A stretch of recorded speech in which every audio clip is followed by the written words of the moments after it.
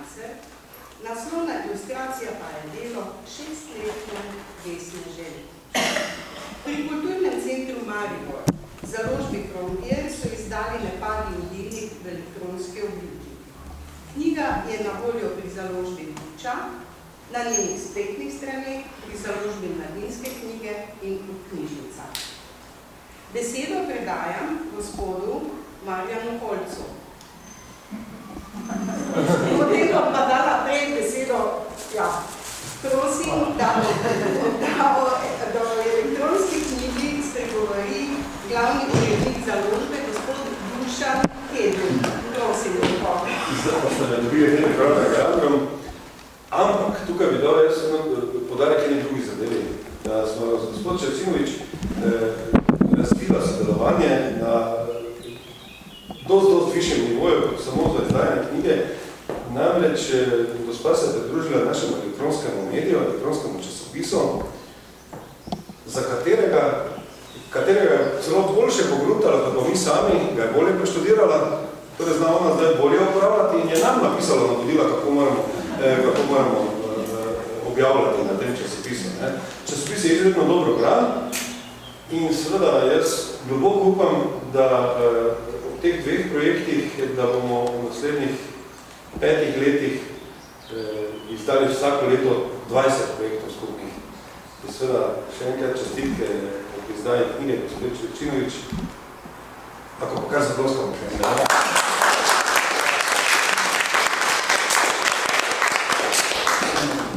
Različne tečaje in delavnice. Med drugim je tudi literarna skupina Vsaka beseda je lahko pesem ali roman, ki jo vodi že kar nekaj časa Vlasta Čercinovič-Krohič.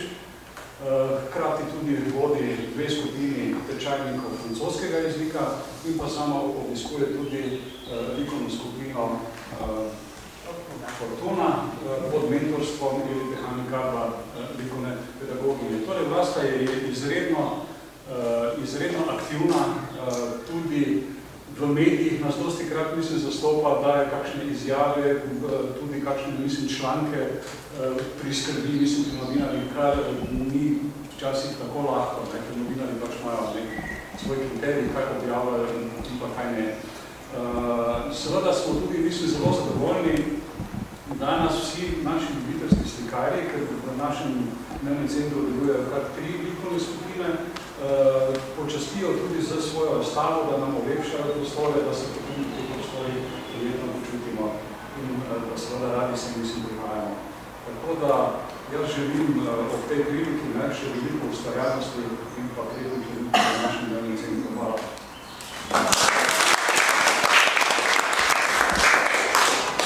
Gospa Vlasta Čercinovič-Krohič, doktorica ekonomskih znanosti z področja financ in univerzitetna diplomirana pravnica, piše kratke zgodbe, kuje verze, nastopa, oblikuje in povezuje kulturne dogodke in slika.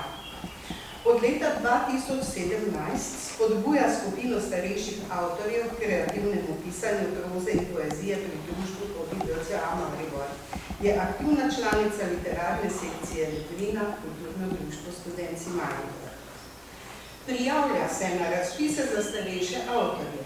Leta 2016 je prvič sodelovala na razpisu v Zavetju besede, ki ga razpisuje Javni sklad za kulturne dejavnosti Slovenije, in Krasna Nova Evropa, Kulturno društvo Reciklaža iz Svete Trojice. Nominirana je bila na razpisu v Zavetju besede leta 2017 med 24 najboljših v državi. Na razpisu v Zavetju besede 2018 je prijela zlato priznanje za udeležbo in nominacijo na državnem srečanju odraslih literatov. Na razpisu Pišimo skupaj, Kulturno društvo Norma 7, je dobila priznanje za uvrstitev v ožji izbor najboljših besedil sodelujočih literarnih ustvarjalcev. Svojo kratko prozo objavlja v elektronskih revijah. Je soavtorica Žlahtne sanje leta 2016, zbornika pesnitev in kratkih zgodb. Vrnimo se k kratkim zgodbam Ne padi vodilnik. V spremni besedi je Marica Škorjanec napisala: nenavadna knjižica s prav tako nenavadnim naslovom prinaša pesmi, ki uvajajo posamezne pripovedi otroci. V kratkih pesmih je dosledna ali približna napoved vsebine zgodbe, ki pesmi sledi. Recenzentka dr. Marija Švancer je ocenila: knjiga Ne padi vodilnik je sestavljena iz pesmi kot napovedi vsebine, kratkih zgodb, dramskega prizora in utrinkov. Avtorica tke na videz drobne in subtilne pripovedi, vendar pa se te odlikujejo tudi z globino. O dogodkih, občutkih in srečavanjih piše s posebno tenkočutnostjo, privzdignjenostjo ter vživljanjem v različne življenjske položaje in ljudi, tudi take, nekoliko čudaške in skrivnostne, kakršni so bili, kot pravi, člani njene družine, sorodniki, ki se jih spominja s toplino in ljubeznijo. Njene najboljše prijateljice so bile vedno knjige. Saj si v njih ponujata vir in zakladnica modrosti. Pa te vprašam, Vlasta. Ne vem, kako hočeš? Mislim, da je boljše. Ne vem, povejte, je boljše, če sedimo?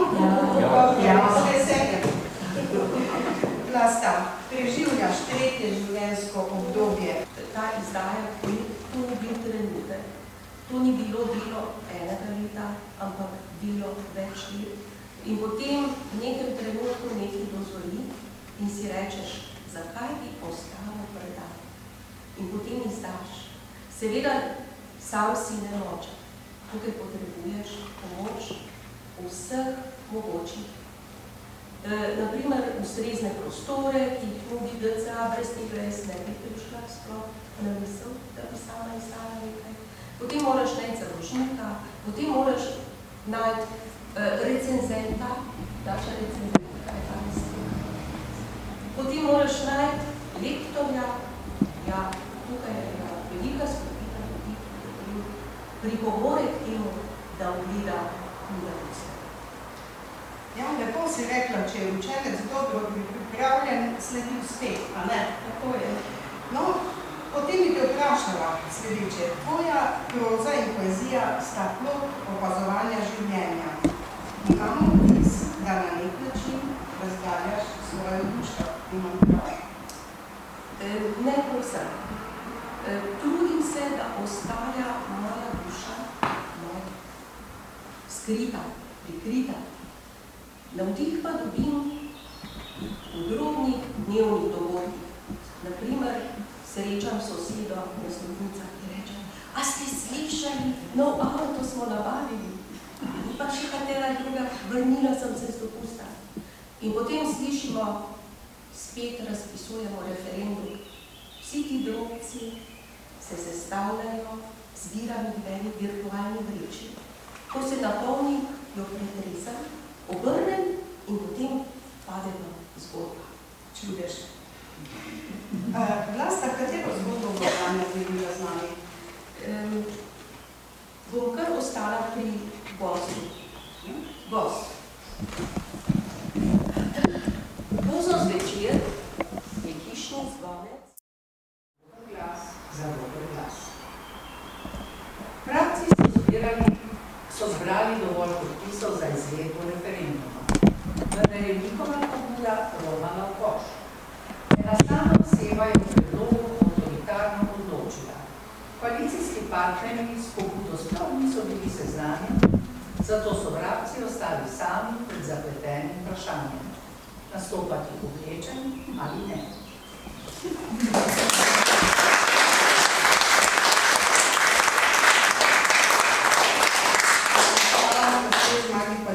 Sedaj pa bi si še malo pogledali, kaj lepega vidimo tukaj na stenah. To je najnovejša Vlastina razstava, in sicer je to razstava abstrakcij. Kaj več o tem bi pa prosila gospod Eli Pehani, likovno pedagoginjo in slikarko. Prosim. Lepo pozdravljeni še enkrat, dame in gospodje. Toliko je bilo v lasti povezanega, ne vem, če bom še jaz kjer znala povedati, sicer bom z tega področja, kjer ona hodi na sekcijo. Je pa res, da smo pred kratkim imeli tudi ustavitev moram pač ponoviti, ker mi sekcija Fortuna predvsem dela na abstrakciji in tako abstrakciji. Treba je pač ponoviti, da abstraktno umetnost pomeni samo eno.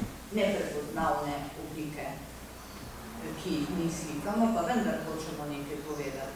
Vendar človek zmeraj želi počlovečiti vse, kar vidi, kakorkoli, in tudi nekako dati v neke predmete, kakorkoli. In če je ta oblika neprepoznavna, bodo vedno naše oči, naš um in tako naprej bo selekcioniral in nekaj bo videl.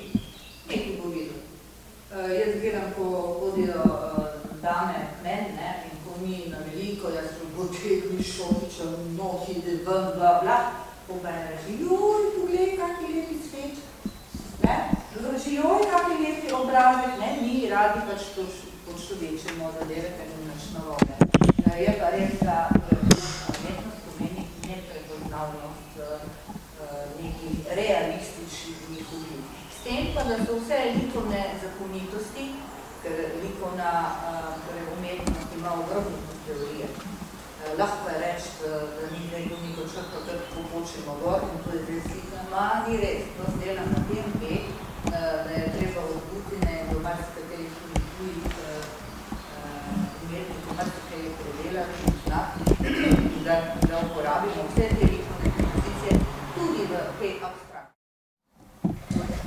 Morda bi še dodala, ker še je treba vedno znova povedati, da nekako začetniki teh abstraktne umetnosti so nekako v začetku 20. že koncem v začetku 20. stoletja bili trije najbolj pomembni predstavniki. Eno je Vasilij Kandinski, eden je bil Vasilij Kandinski, drugi je bil Piet Mondrian in tretji je bil Malevich.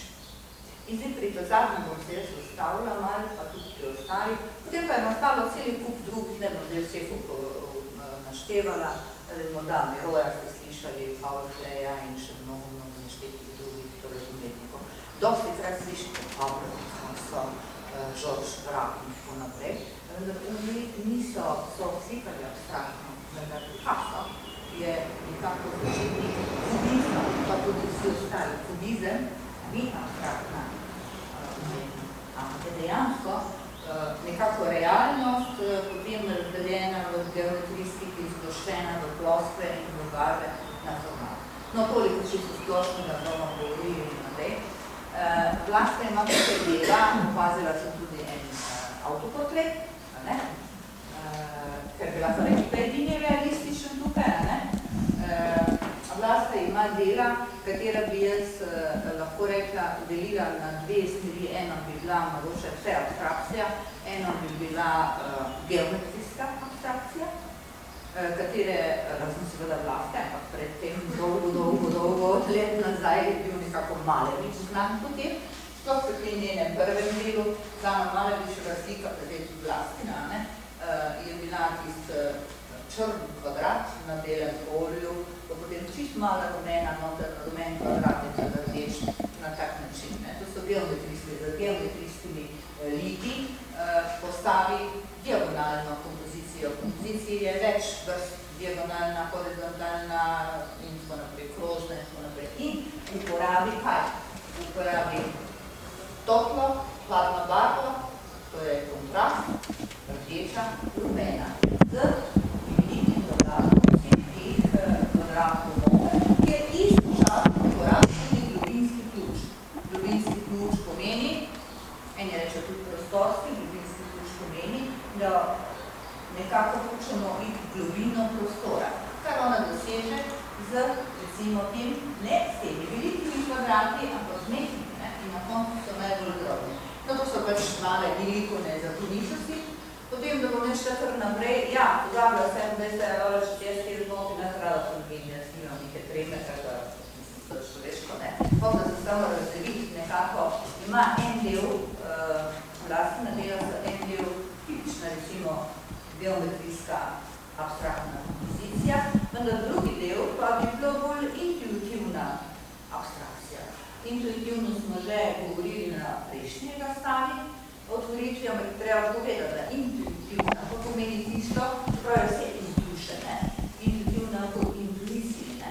In eden velik, torej psiholog, je zelo rad in ezoterično in znanstveno raziskoval to intuitivno umetnost, ker abstraktna, nasplošno umetnost bazira večinoma na naši duši in intuitivnosti. Razen tisto, kar se potem naučimo, kar smo o tem govorili. Ne? No, ta znam psiholog pa je tudi minister. Ko je se zdaj rekazati, da pomagati na vrta. Jung je proučeval umetnost in je rekel, da so srečni lahko vsi umetniki, ne samo z področja slikarstva ali kiparstva je več področji umetnosti, ampak tudi recimo pisateljev, pesnikov, glasbe, da je malnik, ne vemo česa, predstavlja česa, kakorkoli, dan in dan, že razikljko nekako, da lahko ustvarjajo iz duše, kakorkoli tem začeti. No? Zdaj pa nadaljujemo, tukaj imam pa eno kompozicijo, ki nima močne abstrakcije, ali pa pišeš, ali kakorkoli poješ, kakorkoli. Težko je popolnoma skriti svojo dušo, ne? Ker ti je v bistvu takrat daješ. Če je delaš srcem in strastjo, če ne, če je delaš za biznis, bo je drugače, pa tržno, pa ne, to ni isto. To je čisto nekaj drugo področje, ne? No, potem bi jaz kar nadaljevala, tako da nam šla jaz od enega drugega, bo kar tako povedala, to bomo vse povedali. No, tukaj ima noter v bistvu kaj? Malo je ona rada uporablja to, da lepi platno na platno, s tem dobi tudi takoj en občutek malega reliefa, ne, kot takega, ne, neke plastičnosti. V tej kompoziciji ima predvsem linearno geometrijsko perspektivo, povedno, ne, da gremo v globino prostora, kar tudi dosega ne samo z temi ploskami, ampak tudi z toplo, močno rumeno barvo. In kot pika na i, na koncu je seveda rumen krovec. Uno smo že zadnjič komentirali, ne, pa bi jo mogoče še enkrat, pa še dosti krat se to ponovi, vse tisto, kar bi glasba začrti, da bi nekako skrila, vendar odraz. Ni nekaj karaktera, ni duše, ne, dobro, hladno, svetlo temno, črno, rdeče. In s tem tudi daje močan efekt. Naslednja je triptih. Tu smo rekli, da bomo uporabili one reči, ki se lepo fino podprejo platna odzadaj, ne? In smo rekli, da bomo in glasno elektrizno uporabljati, ki tudi pridno zbira, ne? Tiste leseni koščki. In smo rekli, da bomo neke vrste asemblaža, naredili, rečemo tudi tem, to vse abstrakcijam, rečemo tudi informel konc, torej v 21. stoletju, ogromno teh stilov, abstraktnih, takih in drugačnih, vendar v tistem se lahko in lepilo z žico in z predmeti, karkoli. Mi pa temu tudi rečemo drugače asemblaž, kadar lepimo naravne predmete, recimo na platno, ampak tudi na matrico, na bilo kakšen drugi format, ki to seveda prenese. Tukaj ima precej rjavkasto oranžne tone v sredini, je krožna kompozicija z nekimi torej barvnimi kontrasti, svetlo-temnim, ampak kaj je naredila glasba, da je potegnila ven? Dala je na eni strani, na drugi strani močno toplo oranžno barvo. In zdaj zaživi tudi sredinski del, ne, to takšen. Jaz zdaj nič ne razlagam, če zdaj to od vas pričakuje lepa hiša, lepa rožeta, nič od tega ni, ne? Ker je to pač abstrakcija. Idemo rečemo krožna kompozicija, ker so vsi elementi, ki jih je postavila v tem primeru, torej les, nekako v navideznem krogu postavlja. Naslednja kompozicija je modre.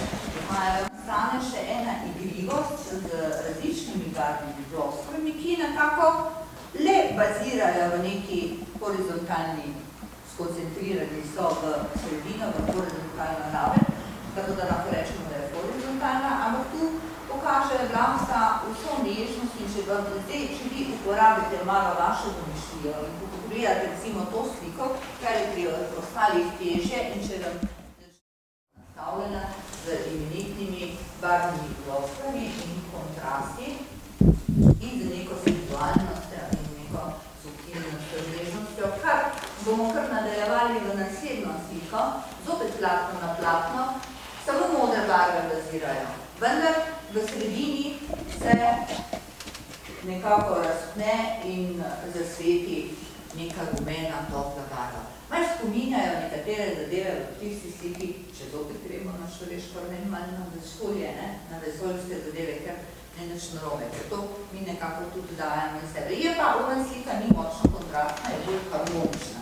Tako kot je tudi ta razen dodatkov, potem močne oranžne barve. Naslednja slika v sredini je dejansko, ima samo nekih krožnih potegov, krožnih potez, zopet bazira na krožni kompoziciji in pa tudi linij, dokler naslednja bazira na temnejši podlagi z potem potegom teh belih barv ven iz koncentriranega kroga, ker so nalepljene, ker je nalepljene vez z rdečimi temi. Obe sta pa tudi krožni kompoziciji. Toliko bi jaz nasplošno o tej vrstavi, čeprav drugače je treba povedati, da je bila ta neumorna, bi rekli, slovenska, in da želim, da še naprej tako vrstjo in dušo ustvarjala. Bi pa dodala, da sem pač slučajno ženskega spola, kot večina tle, bi pa dodala to, kar je ona omenila, da daje res možnost vsem nam, da ustvarjamo na bilo katerem področju. To je zelo, če je ravno. Edino plesa še nisi zrihla, da še malo gibalno, ne, tako, ne. Ja, ne. In ne vidim, mislim, dobro, da vemo, da nas že daje revma, povuno, pa tretje, pa da imamo doma vnuke. Da veste, ko hočete dati svojo dušo na plan, pridite. Tudi če ne znate, da govorim za slikanje, pa ne delam reklame, ne, sploh ne, pridite. Sprostite se, dajte ven to, vse ostalo vas bo počakalo, pa ne radi vas niti počakati, naj nekdo drug naredi, ne? Članica kulturnega društva Studencije, sicer sekcije Medulina, in za njeno neumorno delo je v lanskem letu prejela priznanje kulturnega društva Studencije Maribor. Čestitam!